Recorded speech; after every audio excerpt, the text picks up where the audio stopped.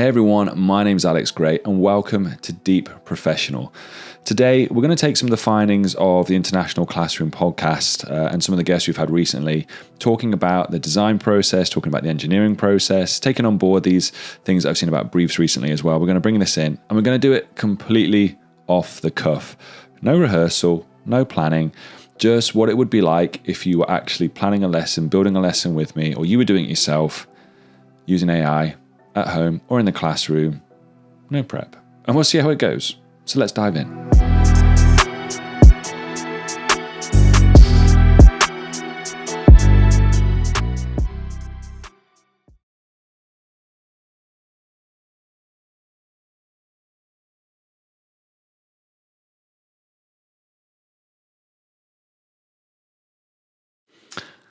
So I have a task already put together, something I tried with my year 8s.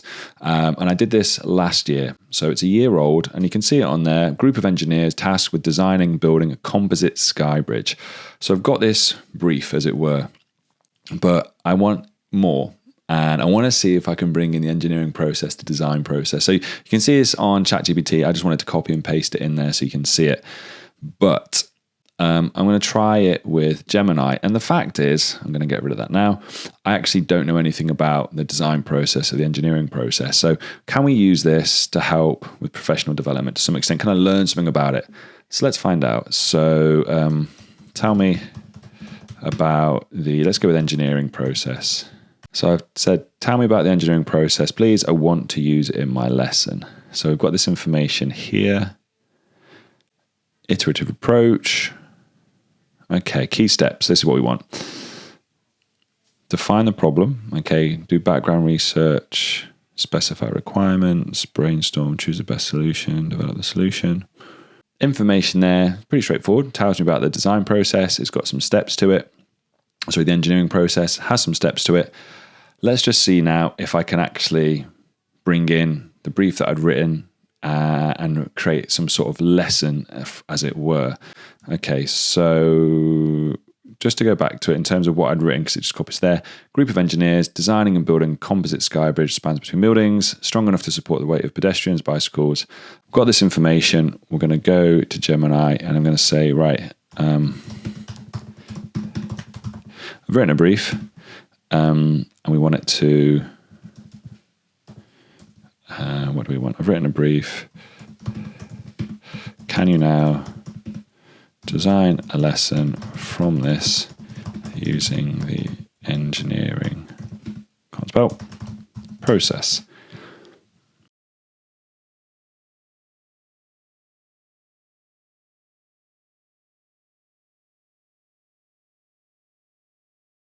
All right, I'm just going to scroll through this, because what I find with these things is they write it geared towards the teacher. It's great, it's giving me the ideas, it's giving me the lesson plan. But what I want is it to write it for the student.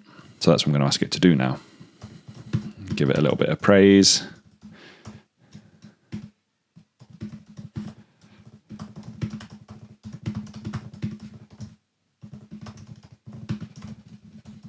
And see what it comes out with there.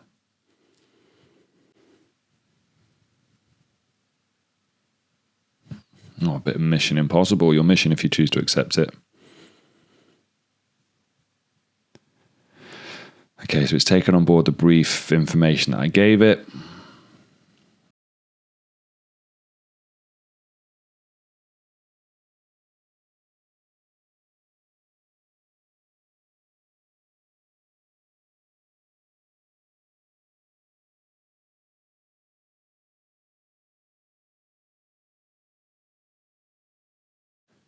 Okay, actually, it's really good.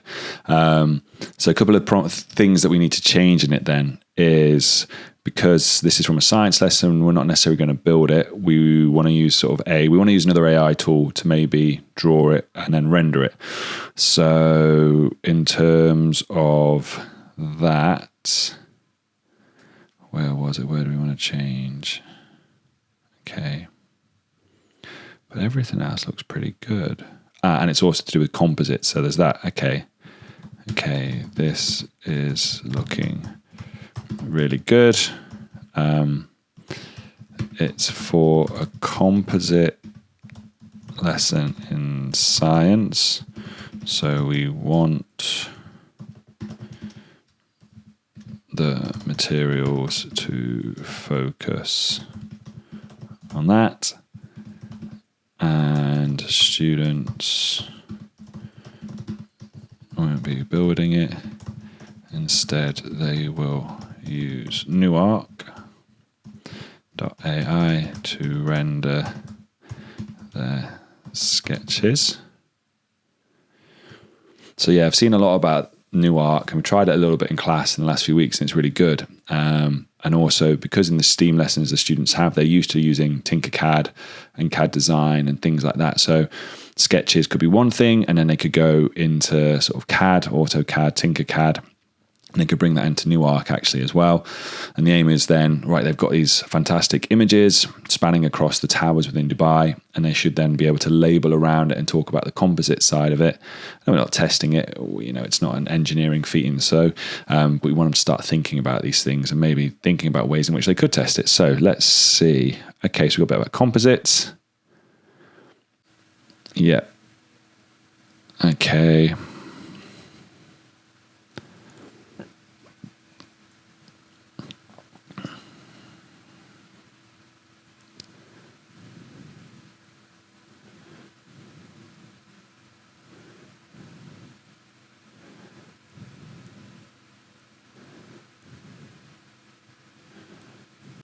Yeah, be perfect. I mean, this is for a single lesson, by the way. So this is like a 45-minute task, if that.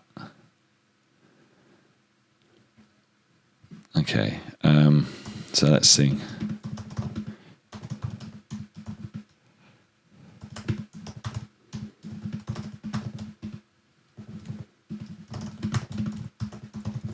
So let's see if we can bring in Tinkercad or AutoCAD after the sketching.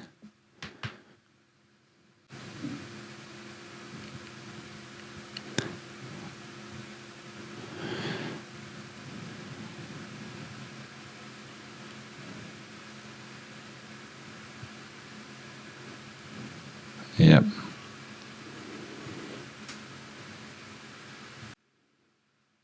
I like that part as well. Explain why you chose.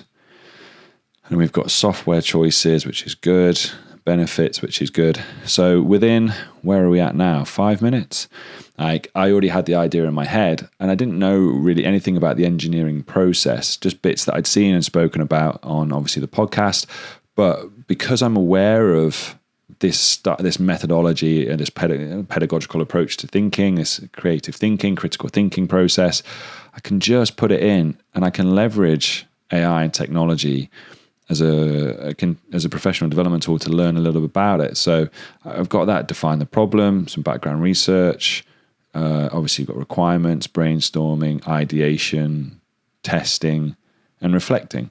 So you could, if you wanted to, and maybe I would do some reflections. If I wanted to do it longer, I could probably pull in some images of bridges around for inspiration, especially with sky bridges. We're talking more about mobility based off of Expo and Gyro composites, but it's just for 13-year-olds is a great lesson and real world application for composites. And then I've been able to use AI unrehearsed, as it were, just literally, this is how I would use it. I'm just trying to showcase to you how I would go about planning and using it from an idea that I've already got, and looking at then something I've learned from this podcast about, well, can I throw in the engineering process?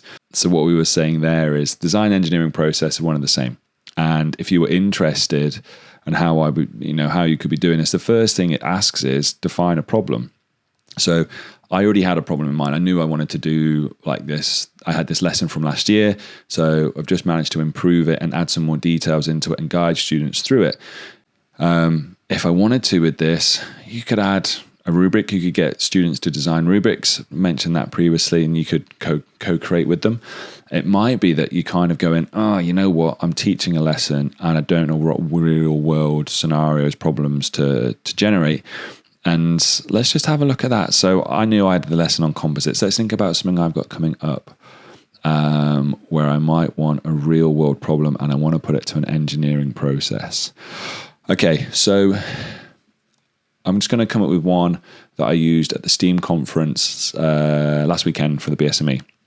And the question was, what if plants could communicate? And it was a STEAM-based one. So I'm going to ask and see if it can help generate some sort of problem for me or brief for me based on that, and it can tie in. So let's go with that. So I'm just going to ask, can you help me create a brief / problem based on the concept of what if plants could communicate. Let's see what it comes up with. I want to see if it's easy for teachers out there who, aren't yet getting into this or don't know how or think it takes too long or that it's tricky. Like, it doesn't have to be. Like, if you've just got an idea and just speak to it like a normal human. Ecotech challenge. Farmers often overuse pesticides and fertilizers which can damage the environment. What if we could listen to plants to better understand their needs in a specific location? Okay. Urban jungle harmony, sci-fi twist.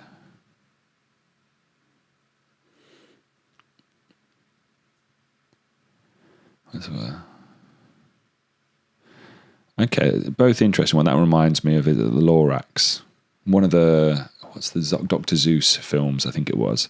But let's just have a look at the first one. So we go, I always like to flatter it. Okay, great. Let's use option 1. Apply that to the engineering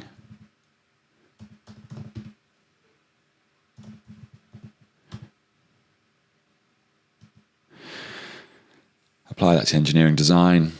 And let's see if it comes up with anything usable. Helping farmers help the environment. Gives me a grade level. I've got my science subjects, which is nice. So it's STEAM related. Okay, and it tells us then what students will understand or need to know. So we talk a lot about entry level knowledge and what students need to enter into tasks so they can actually apply it. They're not overloaded and they're not worried about then, I don't know this content, I've got to go find this content. It's like, teach the content first, and then you can use these as application tasks for students and apply what they've learned. So farmers want to protect the environment, but it's hard to know exactly what plants need and when. Overusing pesticides and fertilizers, soil, yet waterways and wildlife. Imagine plants could talk to farmers, telling them that they're thirsty, under attack by pests or lacking nutrients. Your challenge is to design a system to help farmers. Okay, so the problem, I've got that. Background research. So they could be doing that. So even thinking aloud here now, like of some of the things I've seen from like Darren and Matthew about AI bots, you could actually design an AI bot specifically for this. So giving it the background, so students could go directly into the bot you've made, or if you're someone like me and who uses Mindjoy, you can create the background information, put it directly in there. So students are asking it questions in a safe space, and you've got this background information. It will work really nicely, actually, that in terms of helping them research and ask questions and ID with requirements. Yeah, it'll be great. Brainstorm, color changing sensors, drone cameras. They do use drone cameras. Best solution, developing prototype. So again, that's probably the challenging part within a science lesson where it's not about that. But again, you can go back to this idea of AutoCAD, Tinkercad sketching, and then using AI to upscale the image and make it a render. Testing it's going to be difficult. Get feedback, what limitations does the solution have? But that could be one way, again, you could pitch it. So if you wanted to extend the lesson, thinking aloud now, you could pitch it and have a team there. I mean, you could go a step further and get people in and pitch these ideas to each other in class. You could even go, right, put it up around around the school with a QR code, kids making videos or presenting or just a one-page pitch, and people can vote for it. That would work well. Communicate results.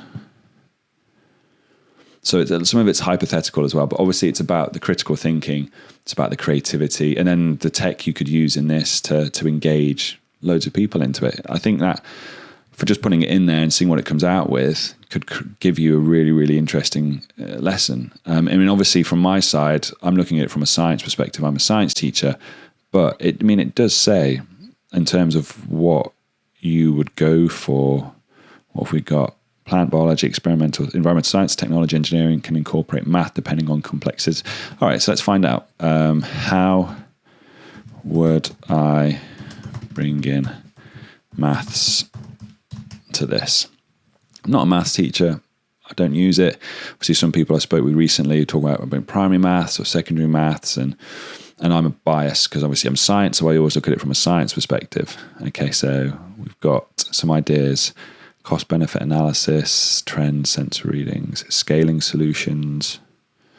So if you're a math teacher and you're doing this, if you were working on an interdisciplinary project through school, or you wanted to do something like that, if you didn't necessarily have STEAM built in and you were doing something for a week, you could use this to come up with projects and go, right, how do I bring this for science? Well, we've got those parts, the engineering, technology. How do I bring the math side into it? And you could give that to your math department, and you could sit and come up with some lesson plans based on that. Easy enough with that. If you wanted to bring English in or other subjects, I'm sure you could type it in and ask. It would be really, really interesting. And there you have it, guys. Hopefully just a live, thinking aloud lesson plan, but also looking to incorporate the design and engineering process into it. Just something that I've picked up from talking to people from podcast, which is the International Classroom Podcast. I'll give the link up here.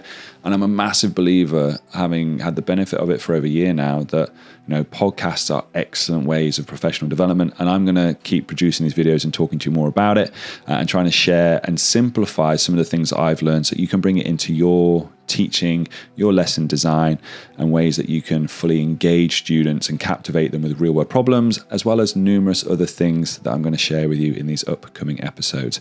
But for now, if you found this interesting, if you found it useful, hit that like button for me. And if you are new to this channel, please consider subscribing. It would be greatly appreciated. Other than that, guys, stay safe, enjoy the weekend ahead, and I will see you in the next video.